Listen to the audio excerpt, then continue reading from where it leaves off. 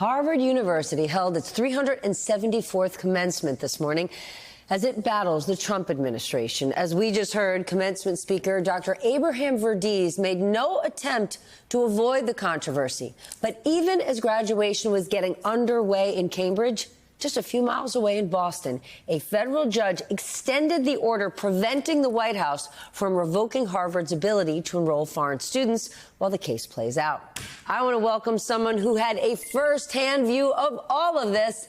You may remember him, Tommy Barone, former editorial chair of the Harvard Crimson, Rhodes Scholar, and now a graduate of Harvard University. Tommy, congratulations. Welcome back. I'm thrilled to have you.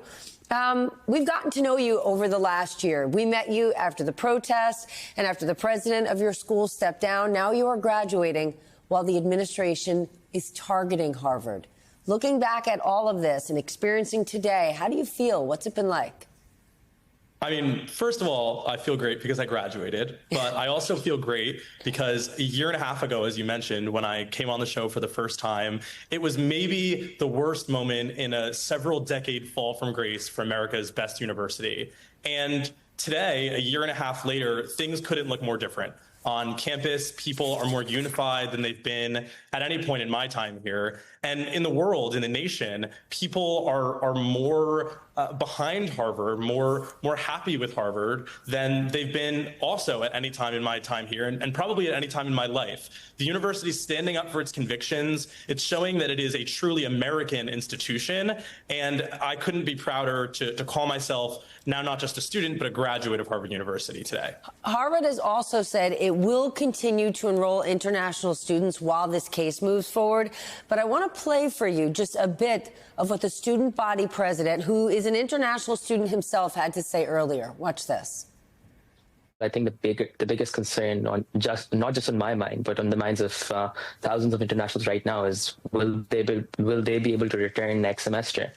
And there's a lot of uncertainty around it. And again, I want to contextualize this really well, that these are literally like 17, 18, and 19-year-olds who have come to the U.S. without any family, and they don't know what their next few months are going to look like, whether they can come to the country where they cannot, whether they can board a flight or they cannot. Even if President Trump stops right now, even if he doesn't do anything else, I think the damage has already been done to the point where students from abroad feel extremely unwelcome within the boundaries of the United States. What have you heard from your fellow students?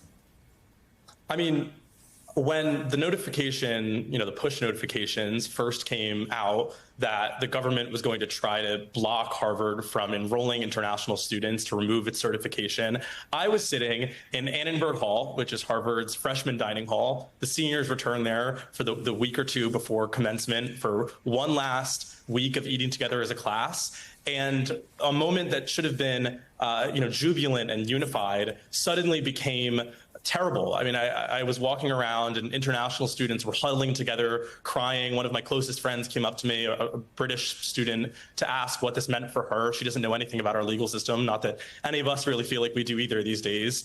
And so I guess what I would say is, I mean, this really has been scary. And it's easy to forget when you're talking about the national political implications that there are real people involved in these stories, people who have dreams and hopes that live in America like so many immigrants before them. And it really is a scary thing that the administration has put their futures here on the line. One international student who was detained by ICE was from Tufts University. The ACLU says the arrest was related to her contribution to an op-ed for the student paper. She was then held for several weeks but never charged. You are the former editorial chair of your school paper. When this happened, did you think about your tenure, your paper, what it could mean for your colleagues?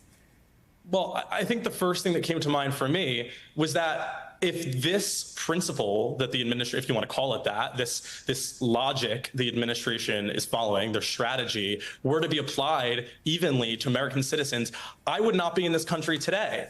I think it's really despicable and anti-American that because individuals are not citizens, even if they've been here for a long time, even if they've been here most of their life, if America is really all they've ever known, they can be deported or detained. They can have their legal status called into question merely for writing an op-ed that an American citizen can write. And not only is that out of step with our laws, as the courts have made abundantly clear, but it's about the least American thing I can think of. I mean, the Republican Party and Donald Trump pretending that they're standing for free speech on college campuses while enacting the greatest restriction of free speech on college campuses since McCarthy is just absolutely laughable. And it really is a sad testament to where this country stands right now.